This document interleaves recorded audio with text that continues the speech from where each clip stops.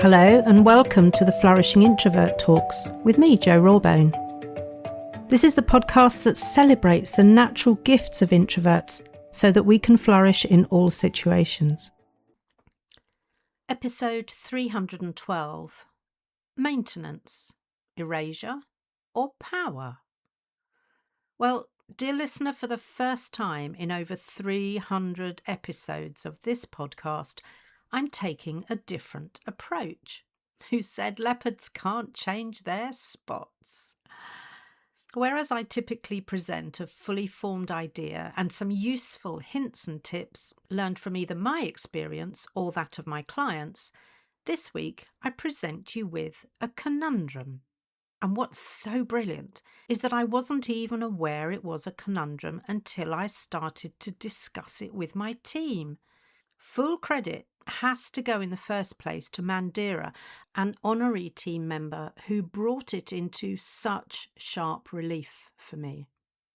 I think the underlying topic here is that of resilience and resourcefulness, but I'll let you be the judge of that by the end.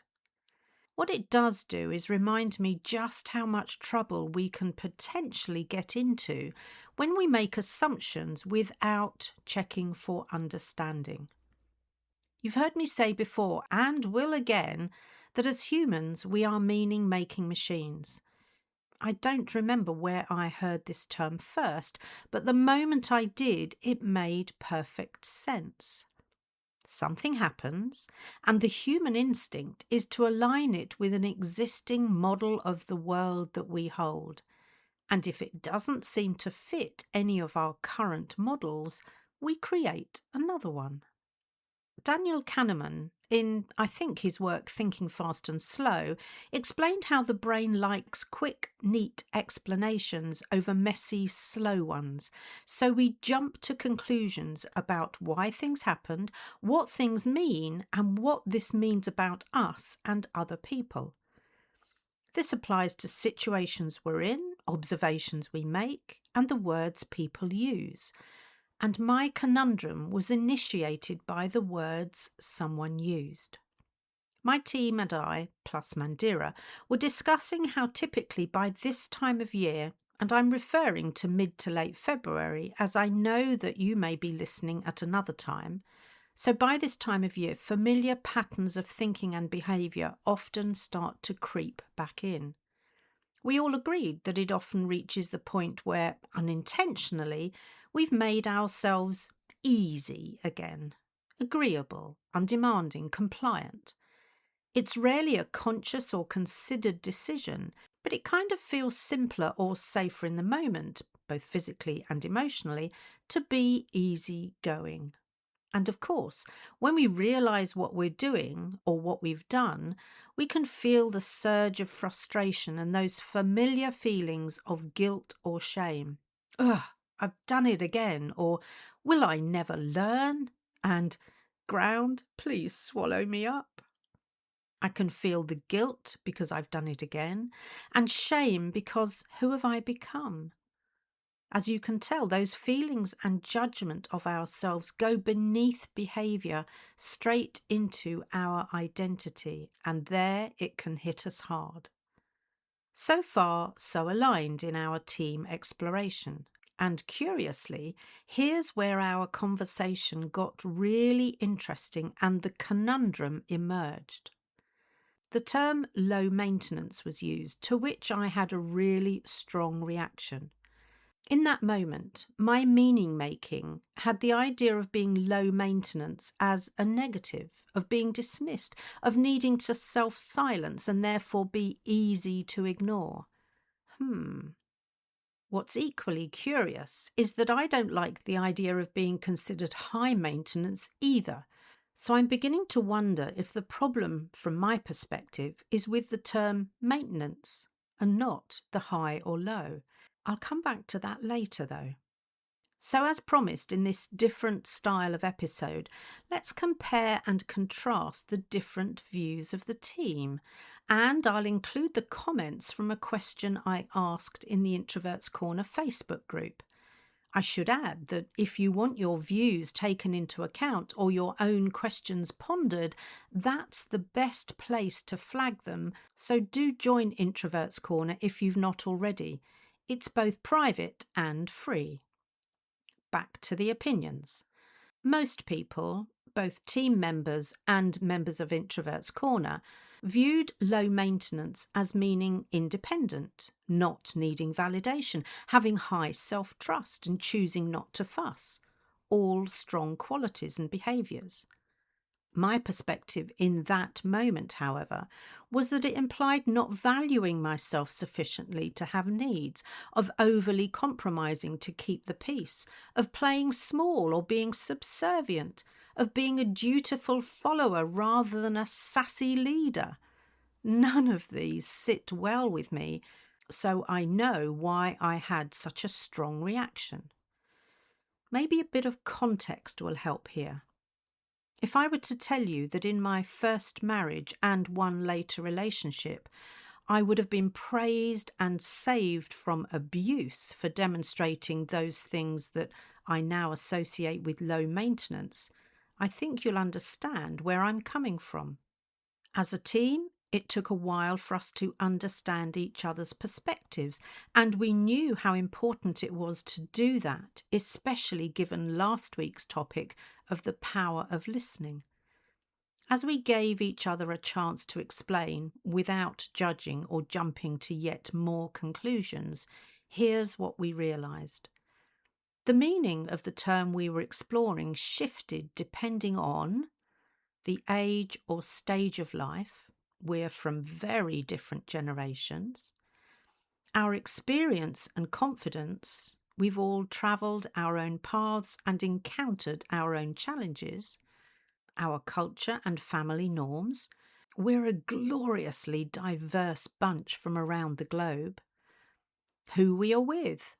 People have their own way of expressing themselves. Some are more skilled communicators than others, so it's important to stay curious and not take things at face value. And finally, it depends on how emotionally or psychologically safe we feel. Some can use that term low maintenance and mean it with love, and some may use it as an iron fist in a velvet glove. And when I include the comments from the question I asked in Introverts Corner, most considered it a compliment. Yet the context and how it was packaged was important. I think my real aha moment came in Helen C's response when she said how important it was to be aware of what meaning I chose to give it. She also said that if the comment triggers me, that's my stuff, and there's more work to be done there. Point taken, Helen, and something I'll take to my own supervision. In summary, it can be a case of same words, same person, different meaning, different reaction, sometimes within the same week, sometimes after years of lived experience. We've all heard of the straw that breaks the camel's back, haven't we? If I focus on my team's interpretation, their meaning-making, I can see it is empowering, liberating, honouring of self even. And when I focus on my own, it's humiliating, dismissive, and has me feel shameful. Since our conversation, it's more likely to serve as a call to action, wakening the feisty, sassy, cage-rattling pirate in me. And it really helps if I do that from a place of curiosity rather than indignance. In fact, there were a number of things to consider that emerged from our teen conversation, and they link to Helen's point about the meaning we're giving and the filter we're hearing it through. If it is that low maintenance classifies us as a convenience rather than as someone who deserves care and consideration, there is a problem. And I'll add that if we're not clear about our needs, they may be inferred, and if we're not explicit about our objections, assent or acceptance will be assumed. Now, I mentioned that I'd return to maybe what might be my sticking point, the word maintenance. Weirdly, that word had some emotional charge for me because it implies a resource drain, a commitment, a burden. And I don't want to be considered a burden, low or high, by anyone. This is not about shutting others out or shutting ourselves off, nor is it about being so independent that I'm cutting my nose off to spite my face. This is about owning the skin I'm in, taking responsibility for myself and showing personal leadership.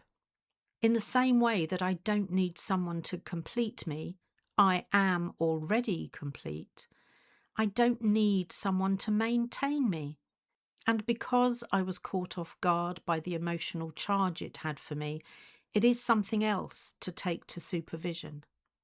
So this once, whilst I'm coming to the end of this episode, it's actually the beginning of a quest I'm willing to embark on. It's a quest you're welcome to join me on if you recognise that you too have work to be done in some of these areas. I'm offering no clear definitions yet, no 5-point takeaway, not even a strategy, but I am presenting a collection of questions for us to ponder. What journey has this episode taken you on? And if I invited you to share your understanding, what do you think this episode was about?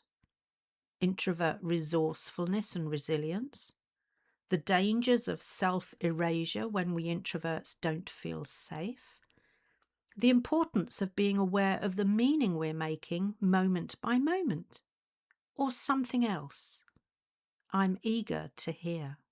If you enjoyed this episode as much as I did, then please subscribe, rate us and leave a comment, because we know that helps other people find the podcast.